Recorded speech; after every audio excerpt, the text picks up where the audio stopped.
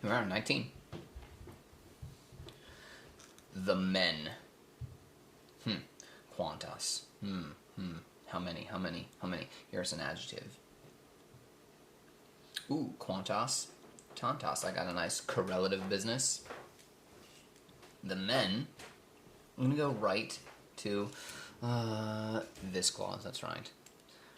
However much monies, they have accepted from the wives in the name of a dowry. And a dowry, again, is like an insurance policy against the liability, frailty of women. Okay? So, and of course, that is why traditionally the bride's family pays for the wedding. Because when you allow a woman into your household, she's just a liability. So, the dowry is an insurance policy against that liability. Because if she gets pregnant, it's just, she can't do the work she used to, and then when she delivers, it's just even more liability. You just need some capital up front to afford her fertility. So, the men, however much money they accept from wives in the name of a dowry, they share, oh my gosh, sharing, so much. They share so much, and you have to infer that the pecunias is going over there. They share so much money, oh my gosh, from their own goods with a valuation having been made with the dowry. Now this sounds like complicated, like what is going on? So however much money that woman's family, the bride's family, is able to bring into this new marriage, a valuation is going to be made of those goods. So presumably Druids would be in charge of that. Like, what's the value of all the goods that the woman is bringing to this new marriage? And they'll make a valuation, and from the man's goods, there's an equal value. There's like an equal sharing. Oh my gosh, that sounds so nice. Moreover, rather than the Romans marrying their daughters off at like about 13-ish, the Gauls did it at 25, which the Romans thought was weird. Now, and of course, like, you get to hear it and you're like, oh, this seems not so bad. It seems not so bad. You just have to wait, right? You just have to wait a little bit, because if you recall, it does get like, oh, that's actually not that great. This is not that great. Of all of this money, jointly a reckoning is held. Jointly a reckoning of all of this money and accounting is held, and the profits are preserved. Ut eorum vita superarit. This is really superarit. Whether either of them, kind of tricky here, whether either of them has conquered in life, just means to survive, right? Ad eam pars. Part of each comes to him with the profits of later years. That's nice. Oh, here you go. This is what we've been waiting for. This is what we've been waiting for. The men have. What do they have? What do they have? Ooh, it's on the back page.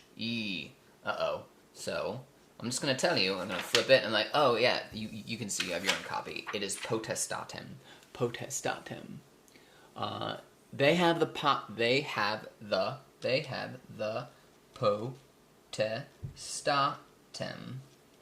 They have power of life and death over their wives. Yes. Whew. That was close, right?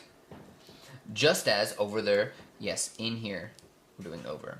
The men have power of life and death over wives and over their children. That was close, right? That was close. Now,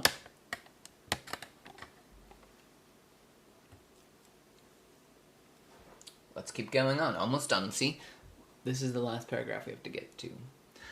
And when the father, decessit natus, lots of nominative subjecty stuff. When the father of the family, born in a very illustrious position, not like a physical place, but a position as in society,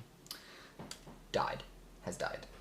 And when the father of a family, born in a rather illustrious position, has died, his relatives come together, and, little anastrophe here, if the situation about his death comes into suspicion. So, if the father dies suspiciously, the husband's relatives, so the wife's in-laws, they have an investigation of the wives. And here is the horrible part, in the manner of a slave. Right? Eesh! That means if your husband dies, right, ladies? Our husband is dead, and we didn't get along with our in-laws, they are now empowered by law to come and torture us. Because we might have poisoned him or whatever. Your well-being is in the hands of the in-laws. And it's not just some sort of legal thing, right, where you might have to go to court. No. Your mother-in-law can physically torture you. And if it has been discovered, namely some sort of shady business, they kill the wives by means of fire. They kill the wives by fire, and the wives, having been tortured with all torments, like with every single torment, tortured with every torment.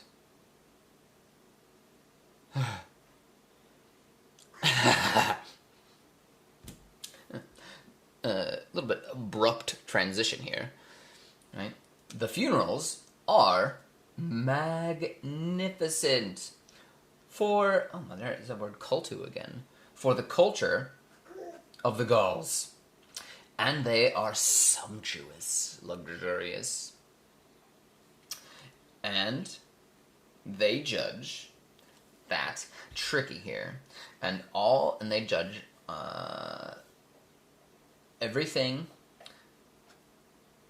which was for the heart, for the living. Oh my gosh, double dative. Just to sneak in a double dative here feels a little tortured, if you will. They bring in all those things to a fire. They bring in everything which they judge was to the heart for the living. So everything that the dead person held dear, guess what they do? Yeah, they burn it. They burn that stuff. And not out of rage. Usually for something like us, like, oh, this person's dead, let's burn all this stuff. Usually that's somebody you wouldn't have an expectation that the memory of that person was good, happy. But no, this is, I loved you, Dad. Now I'm going to burn all of your stuff. Because I love you, and I'm devoted. So, a little different. Even their animals. Yes, they love burning living things all the time. And they burn their animals. And just a little outside of this memory, just a little bit outside of this memory, namely 1 generation ago, what happened? What happened? Slaves and clients whom it was decided were cherished by them, namely the dead people. So, not people they didn't like, but slaves and clients that the deceased cherished, like objects, like the objects, or maybe the animals. Guess what? They were burned altogether. with just funeral rites having been completed. You're like, oh, at least as these people were burned to death, along with the animals and all of their possessions, they followed just rituals. So you're good.